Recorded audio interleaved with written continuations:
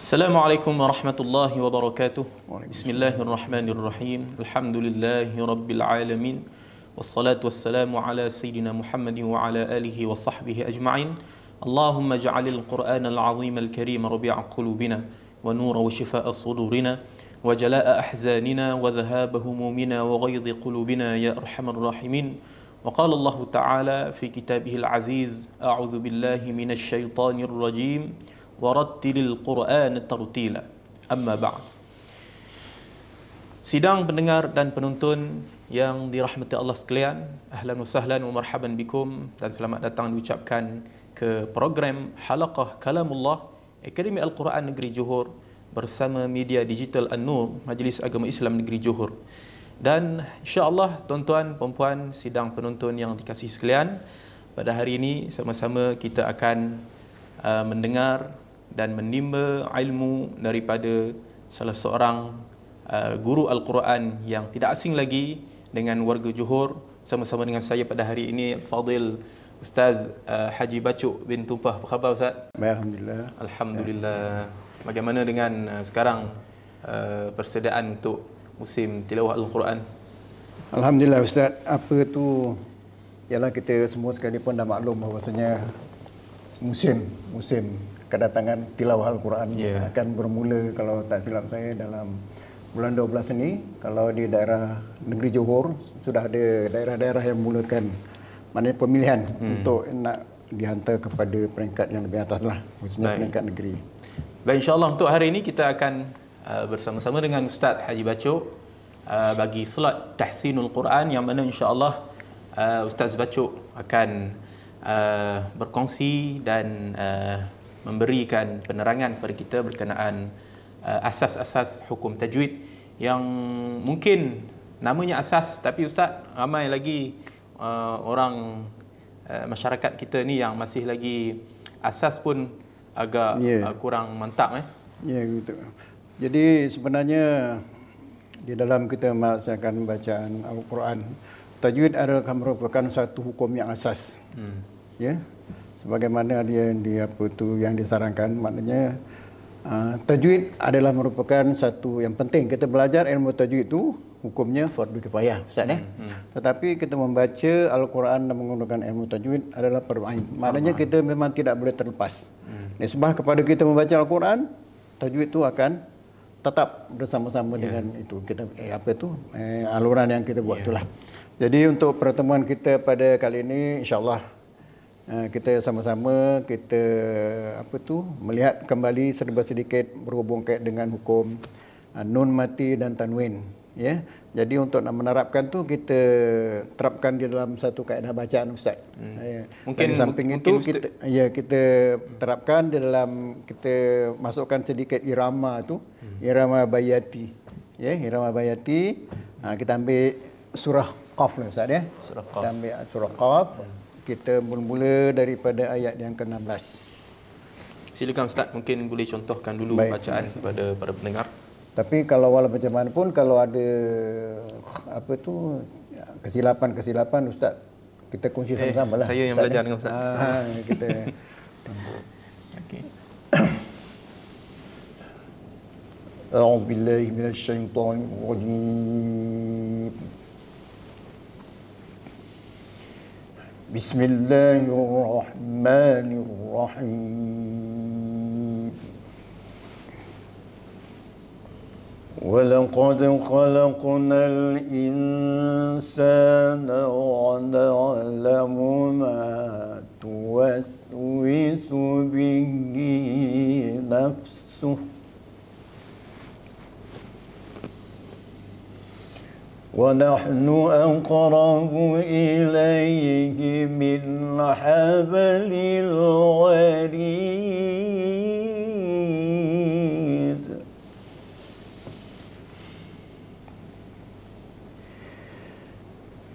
إِذْ يَتَلَقَّى الْمُتَلَقِّيَانِ عَنِ الْيَمِينِ وَعَنِ الشِّمَالِ قَعِيدٌ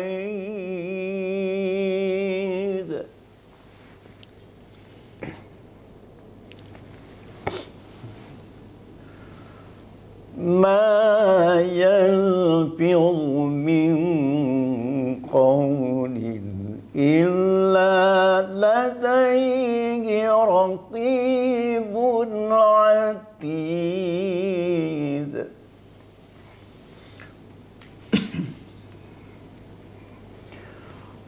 وجاءت سكرة الموت بالحق ذلك ما كنت منه تحيد.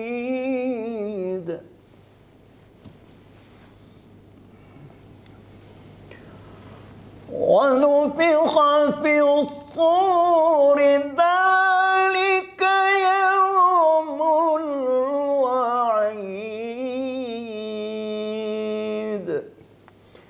Jadi alhamdulillah Ustaz. Masya-Allah. Itu Saya Taranum dapat Ustaz? contoh itu Bayati Ustaz. Bayati asli. Bayati asli. Jadi maknanya, tapi walau bagaimanapun ini daripada segi surat Taranum ini merupakan salah satu penyusunan harakat-harakat lah. Sebenarnya dia berbagai-bagai boleh dibentuk Bayati ni Ustaz. Dan insya-Allah kalau berkenaan Taranum ni Ustaz, mungkin kita tak hurai di sini lebih panjang kerana kita akan bersama sekali lagi dengan Ustaz dan para panel yang lain dalam slot Irama Al-Quran untuk Taranum. Jadi insya-Allah Ustaz, silakan untuk tajwid pada ayat yang dibacakan. Ya, baik. Terima kasih Ustaz. Jadi pada pertemuan kita kali ini saya ingin mengulas serba sedikit dalam bahagian nun dan mati dan tanwin, ya, bahagian nun mati dan tanwin. Di dalam bahagian nun mati dan tanwin ini pada asasnya lah Ustaz ya. Dia ni terbagi kepada 4 bahagian hukum lah. Apa yang dinamakan, yang pertama dinamakan izhar halqi. Izhar halqi. Izhar halqi ya. Yang kedua dia dinamakan idgham. Idgham ni pun dia terbagi kepada 2 bahagian. Satu idgham al-ghunnah dan satu idgham bila ghunnah. Maknanya idgham berserta dengan dengung dan idgham tanpa dengung. Walaupun hakikatnya dia tu yang tak dengung tadi itu pada hakikatnya ada dengung sebenarnya. Ada dengung, betul. Ya. Kemudian ada dinamakan dia ikhfa halqi lah, ya. Kemudian yang akhir sekali iqlab. Jadi pada pertemuan kita pagi ini saya ingin menyentuh sedikit khusus di dalam izhar halqi. Jadi di dalam bahagian nun mati dan tanwin ini, yang pertama sekali kita nak mengenal huruf-huruf halqi, yang dinamakan halqi tadi itu. Ya, terjadinya izhar tu. Macam mana terjadinya izhar? Apabila nun mati ataupun tanwin, maknanya tanwin tu baris 2 lah, sama ada baris 2 atas, baris 2 hadapan, ataupun baris 2 di bawah, bertemu dengan salah satu huruf-huruf halqi. Jadi maksudnya huruf halqi ini huruf yang makhrajnya keluar daripada halqum. Halqum ya. Seperti yang pertama sekali huruf hamzah. Hamzah tu letaknya di pangkal halqum. Bersama kawan-kawannya iaitu huruf ha. Kemudian naik sedikit di tengah halqum huruf ha. Kemudian huruf ain. Dan di hujung halqum tu terdapat di situ 2 huruf iaitu huruf ghain dan huruf kha. Jadi kesemua 6 huruf ini apabila nun mati bertemu dengan salah satu daripada huruf yang 6 ni, maka itulah yang dinamakan izhar. Izharnya macam mana banyak? Hendaklah dibaca dengan terang, jelas dan nyata. Kat mana terang, jelas, nyata tu? Maknanya nun yang mati itu dinyatakan bunyinya. Maknanya dia sentuhlah pada makhraj itu nun mati. Maknanya lidah kita tu jejak kepada kelas langit tanpa dengung, tanpa sakta. Maknanya tanpa sakta ni maknanya getah suara itu masih ada, kemudian sebut huruf yang di depannya, tetapi tak boleh dengung lah. Kita nyatakan begitulah. Kalau kita nak contohkan di sini ya, pada ayat yang kita baca tadi itu, ini sebagai contoh lah Ustaz dan mungkin Ustaz pun ada mempunyai contoh-contoh yang lain. Kita baca, وَلَقَدْ خَلَقْنَا الْإِنسَانَ وَنَعْلَمُ مَا تُوَسْوِسُ بِهِ نَفْسُهُ وَنَحْنُ أَقْرَبُ إِلَيْهِ مِنْ حَبْلِ الْوَرِيدِ. di sini kita dapati ada satu. Maknanya daripada huruf izhar yang daripada makhrajnya daripada tengah halqum. Tengah halqum iaitu huruf apa? Huruf ha. Ha di sini. Pada kalimah min habli, min habli. Jadi kalau pelaksanaannya, kalau misalnya kata kita baca wa nahnu aqrabu ilaihim min habli. Kita taruh dengung di situ, Ustaz. Jadi maknanya walaupun nyata huruf nun tu, nyata. Tadi izhar tadi nyata nyata, tapi kita nyatakan. Tetapi di samping nyata tu kita sediakan atau letakkan dia gunah ataupun dengung. Itu tidak menepatilah apa yang dinamakan izhar tu. Jadi dia ni tidak boleh didengungkan sama sekali. Maknanya tidak boleh dijelaskan bunyi dengung tu dua harkat, seperti dua harkat. Walaupun kan? pada hakikatnya dan dengung Ustaz min, sebab makhraj nun tu asal dia. Sebab seperti yang sudah maklum di kalangan masyarakat kita, hukum nun mati ini dengung, ini tak dengung. Tapi sebenarnya hakikatnya ada dengung, tetapi dengungnya hanya sedikit sahaja, bukan dua harakat seperti betul Ustaz kalau saya contohkan pada ayat yang sama, walaqad khalaqnal insa, dengung di situ jelas. Jelas. Tetapi di contoh izhar halqi ni wa nahnu aqrabu ilaihi min hablil, hanya dia jelas, nyata, lebih kepada menjelaskan bukan menjelaskan dengung. Dengung dia kita bersama-sama dengan dengung. Betul. Jadi maknanya kalau kita contoh macam itu apa tu dikatakan dengung tu, maksudnya sini dengung ni yang dua harkat. Dua harkat, betul. Dua harkat. Maknanya kalau selain kan kalau dengung yang dua harkat tu baru diistilahkan kepada dengung kalau dia sampai kepada dua harkat. Betul. Kalau tak sampai itu maknanya salahlah, tak dengung lah. Ini agak lebih mendalam sikit, lebih terperinci supaya sidang pendengar mungkin lebih luas pengetahuannya tentang nun mati ni, insya-Allah. Betul. Jadi kita lanjutkan lagi sikit. إِذْ يَتَلَقَّى الْمُتَلَقِّيَانِ عَنِ الْيَمِينِ وَعَنِ الشِّمَالِ قَعِيدٌ مَا يَلْفِظُ مِنْ قَوْلٍ إِلَّا لَدَيْهِ رَقِيبٌ عَتِيدٌ. Kalau tadi tu kita bertemu dengan nun yang mati bertemu dengan huruf ha. Kemudian yang pada ayat seterusnya ni kita tanwin pula. Jadi kita bincang tadi itu berhubung kait dengan nun mati dan tanwin. Itu contoh nun mati. Itu contoh. Jadi yang pertama tadi kita dah bertemu dengan huruf nun yang mati. Kemudian yang kedua ni tanwin pada kalimah raqibun atid. Jadi di situ kita dapati huruf apa tu ba tanwin bertemu dengan huruf ain. Yang ini pun ain ni salah satu daripada huruf izhar ha halqi yang mana makhrajnya adalah di tengah-tengah halqum, maknanya tengah halqumnya. Jadi kalau kita baca ma yalfidhu min qawlin illa ladaihi raqibun atid, tak boleh. Walaupun kita sebutan kita tu dah jelas, nyata. Maknanya sebahagian daripada apa kehendak izhar tadi tu jelas, nyata, tapi ada lagi satu iaitu tanpa guna, tanpa guna. Jadi maknanya kita cuma hanya setakat kita jelaskan dan kita nyatakan. Jadi maknanya begitulah Ustaz. Di dalam kita melaksanakan maknanya bacaan Al-Quran ni, walaupun sebenarnya dia ada 6, jadi begitulah contoh-contoh yang seterusnya. Contoh kalau kita lanjutkan lagi ke bawah tu pada kalimah zalika ma kuntam minhu. Nun bertemu dengan huruf ha pada ayat yang kita baca tadi kan. Nun bertemu dengan huruf ha sampai izhar halqi. Kadang-kadang orang pun tanya juga, kenapa dinamakan halqi pula, ada halqi dan izhar adalah maknanya itu sampingan nak lebih tepat lagi dia punya apa pengertian daripada izhar. Sebab huruf-hurufnya itu adalah melalui makhraj halqum, maka dinamakan dia izhar. Maknanya ke-6 huruf ini terletak di ataupun keluarnya dari halqum. Makhraj dia di halqum. Kita ni makhraj huruf ada 5 kan Ustaz. Salah satunya halqi lah. Itulah 6 huruf tadi tu. Betul. Di dalam kerongkong kita lah bahasa, betul. bahasanya. Ada yang di pangkal, ada yang di tengah, ada yang di hujung. Cuma ada satu lagi Ustaz yang sekadar pemerhatian saya.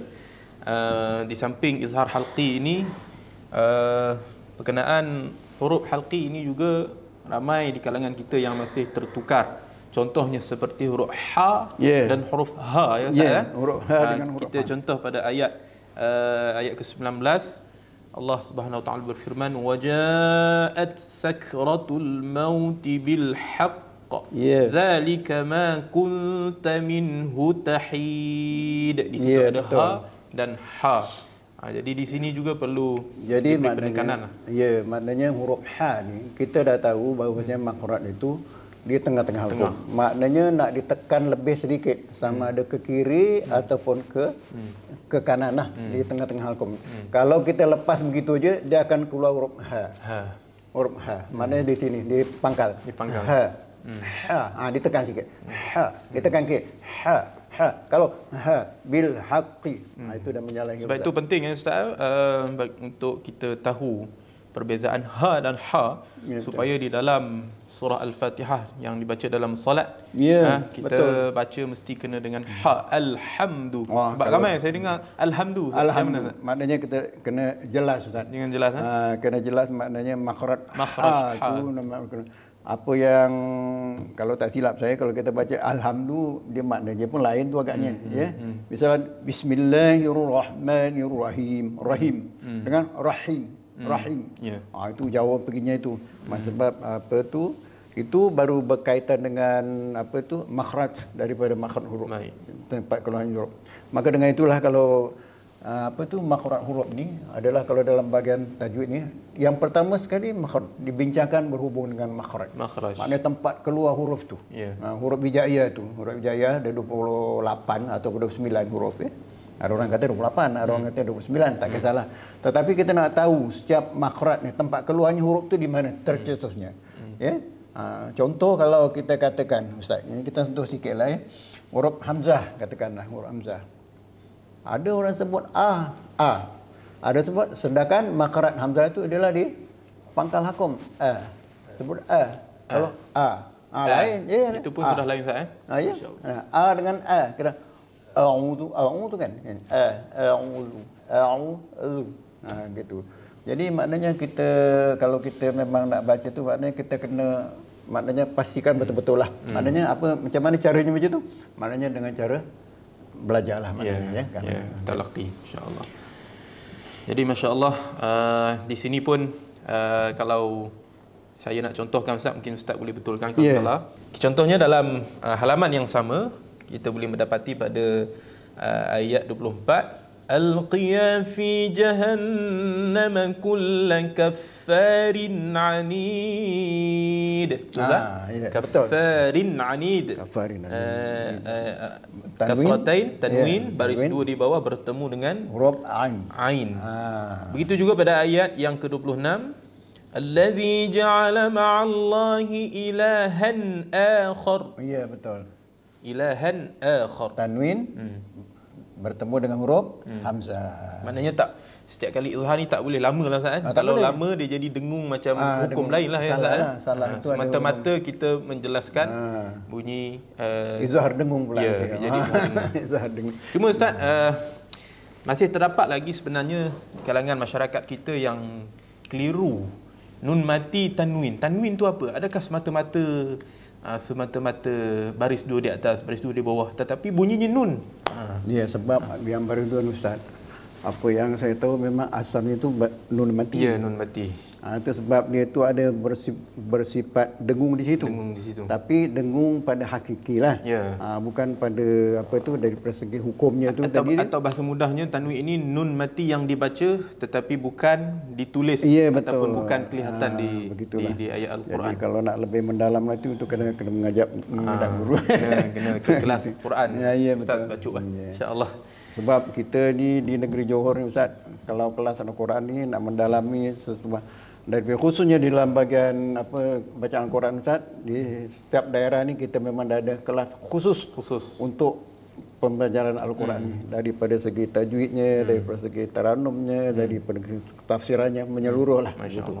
Jadi saya maknanya menyerulah pada sahabat-sahabat semua, maknanya siapa yang ingin maknanya mendalami lagi dalam, khususnya dalam segi bacaan saya, bolehlah pergi ke kelas-kelas yang memang dah tersedia ada di daerah-daerah kita di negeri Johor ini. Baik, terima kasih Al-Fadhil Ustaz Haji Bachuk di atas penerangan yang bagi saya walaupun ringkas tetapi padat, cukup untuk kita mengenal asas izhar halqi, iaitulah kalau saya ulang balik, nun mati atau tanwin bertemu dengan 6 huruf atau salah satu daripada 6 huruf halqi yang di dalam kerongkong kita. Dan penting juga izhar halqi ini juga kita saya pun baru teringat ada dalam surah Al-Fatihah yang kita baca, siratal ladzina an'am, itu nun mati bertemu dengan ain. Namun di sana masih lagi ada di kalangan para imam yang mungkin perlu ditahsin lagi bacaannya, iaitu dibaca dengan membiarkan lama, siratal ladzina an'am. Jadi kita kata bacaannya itu tidak fasih lah Ustaz. Tambah-tambah para imam yang perlu mengambil beratlah berkenaan tajwid di dalam surah Al-Fatihah yang menjadi rukun qauli, salah satu rukun qauli dalam solat kita. Jadi sebelum Ustaz tu jadi saya ingin nak menambah sikit dalam kita melaksanakan huruf hukum izhar halqi Ustaz. Kita dah tepat dah kita baca maknanya dengan nyata, terang dan nyata tanpa dengung. Tetapi kadang-kadang di dalam kita nak mengizharkan tu ada terkeluar satu bunyi yang agak lain terkeluar daripada apa yang kita bincang tu tadi. Contohnya Ustaz? Contoh pada surah Fatihah lah tu Ustaz dia. Siratal ladzina an'amta. Tu dia. Patutnya siratal ladzina an'amta. Tapi dia baca siratal ladzina an'amta. Ada bunyi yang macam seolah dibariskan ya Ustaz ya. Ada bunyi tu. An'amta. Oleh kerana kuat sangat tekanan daripada itu tadi tu, terkeluarlah satu bunyi yang agak luar daripada konteks bacaan tu tadi tu. Jadi diharap itu pun kita nak berhati-hati juga. Kadang-kadang kita dah tepat dah tu, sebutan kita dah tepat. Ya, nyata, jelas. Tetapi kita tak kisah pada benda yang lain mungkin, datanglah itu tadi tu. Sebutan lain. Sebutan lain. Jadi mudah-mudahan kita dapat hindarilah perkara-perkara yang demikian. Baik. Masya-Allah, kalau nak dibincangkan lagi berkenaan izhar halqi ni masih banyak lagi ya. Kalau ditalaki seorang-seorang ni macam-macam jenis izhar halqi yang terkeluar bacaan. Namun insya-Allah saya rasa cukup sekadar itu untuk hari ini. Jadi kita nak ucapkan jazakumullahu khairan katsira kepada Al-Fadhil Ustaz Haji Bachuk bin Tumpah di atas perkongsian ilmu yang disampaikan berkenaan hukum nun mati dan tanwin, iaitu izhar halqi. Jadi insya-Allah sidang penonton dan pendengar, kalau tiada arah melintang, insya-Allah kita bertemu lagi di slot tahsinul Quran yang akan datang. Sekarang itu sahaja. Aqul qawli hadza wa astaghfirullahal azim li wa lakum. Wassalamualaikum warahmatullahi wabarakatuh. Waalaikumsalam warahmatullahi wabarakatuh.